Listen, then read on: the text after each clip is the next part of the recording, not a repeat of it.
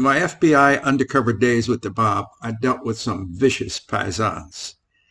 The Italian mafia had as many rules as the FBI, although none were written down in some manual.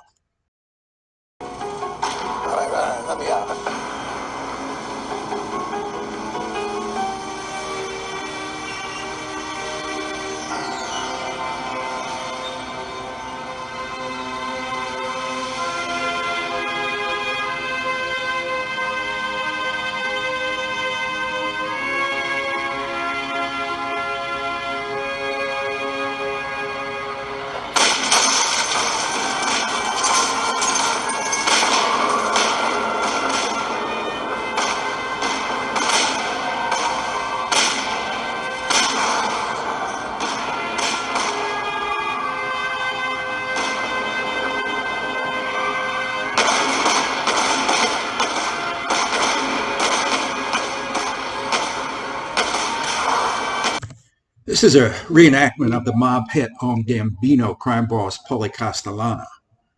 These two men are actors watching. They're playing the parts of these two men. It's Sammy the Bull on the left and John Gotti on the right. Gotti planned this assassination. I was less than a block away from Sparks Steakhouse at this time, negotiating a heroin deal with some guy. The guy got hinky when he heard the gunshots, but I calmed him down with, "Hey, it's New York."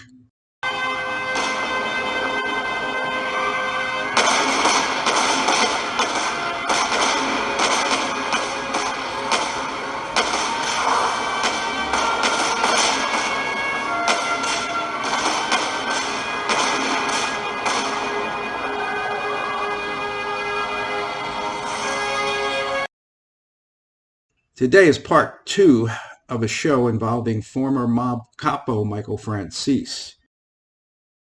Michael's going to discuss a typical day in the life of a wise guy. And I'm going to discuss a typical day in the life of an FBI undercover agent posing as a mob associate. I've spent almost 8 years undercover with the Italian mafia. Here I am with Salvatore Vitello, a made guy in the Detroit family, now deceased. So how does an FBI agent become trusted enough? I can't get into a lot of the specifics, but we achieve it in 4 ways. One of the ways is natural abilities.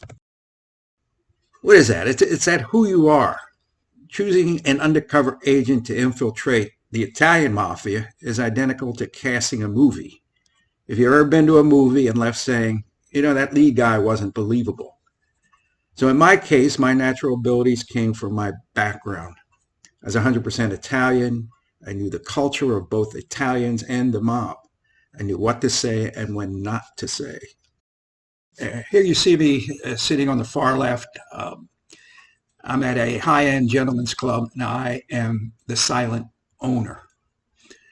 So one of the things that you create the illusion, we have natural abilities. The second is props. What are props? The car you drive, your undercover apartment, your jewelry. And wise guys look at everything. They look at the clothes you wear, your fingernails. Everything about you has to match what you're telling them or what the illusion you're trying to create is. So in today's show, I'll deal with the last 2 ways undercover agents infiltrate any organized crime group: vouching and backstopping. We now return to cutting in line in front of Italians. Hey,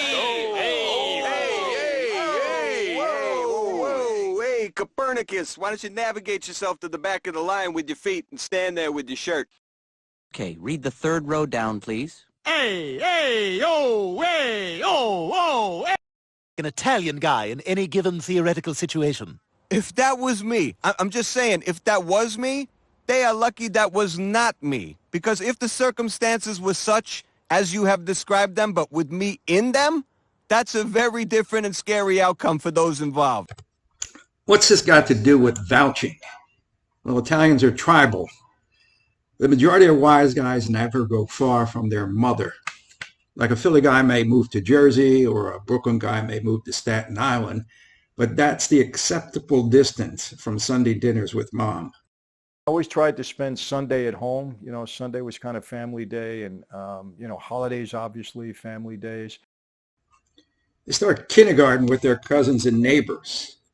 They rob hubcaps together and even end up in the same jail cells. So the question is, they don't need or want any new friends to know their business. So how does a FBI agent infiltrate Italian families? Well, Italians are greedy, and they'll make an exception for two reasons. One, if they can make money off a new face, or two, if somebody they know and trust will vouch for that new person. So how do cops and agents get that vouch, that all-important vouch? Now, there are very few cases when an agent or cop goes in cold with no vouch. That means you just hang out until you're accepted. No one introduces you. Agent Joe Pistone did it, but he is truly a very special undercover. Here I am kissing Ronnie Marazzo, a made guy, and the things you got to do for your job.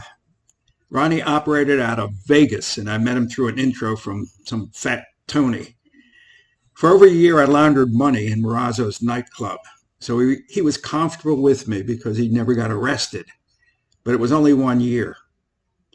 So I asked for a vouch back east, offering Marazzo 10% of anything I made off his vouch. He called the guy and I listened, and he told the guy that he knew me for 10 years. Now, I had intel that Marazzo had been in Lewisburg Federal Penitentiary with some high-ranking wise guys on the East Coast. Marazzo knew that since Italians don't need any new friends, he had to vouch, knowing me for some time. It was his greed that done him in. That vouch led to over 52 arrests of wise guys in several states throughout the country. And I even went over to England, in London, undercover, as a result of Marazzo's vouch. Thank you, Ronnie. So a vouch is critical to an undercover case. And so is the last technique used in undercover cases, and that's backstopping. People subconsciously categorize other people by what they do to make a living. Joe Pistone was Donnie the jeweler, and I was a silent partner in a gentleman's club. Wise guys get very suspicious if they're hanging out with some new guy, even with a vouch, if he has no past. A frequent comment is, "What did that guy do? He just drop out of the sky?" Now remember the 4 ways that law enforcement infiltrate any organized group: your natural abilities, the props around you, a vouch from someone, and backstopping.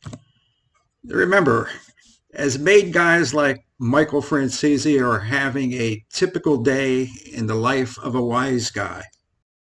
What are we going to do today? So many of you ask me, Mike, what's life like as a mobster? I mean, describe a day in the life of a mobster. Guys like me are having our typical day in the life of an undercover agent posing as a wise guy. The John Ligato Show is being broadcast from outside the gates of Marine Corps Base Camp Lejeune in beautiful North Carolina. If you like what you saw today, hit subscribe and like. Semper Fidelis.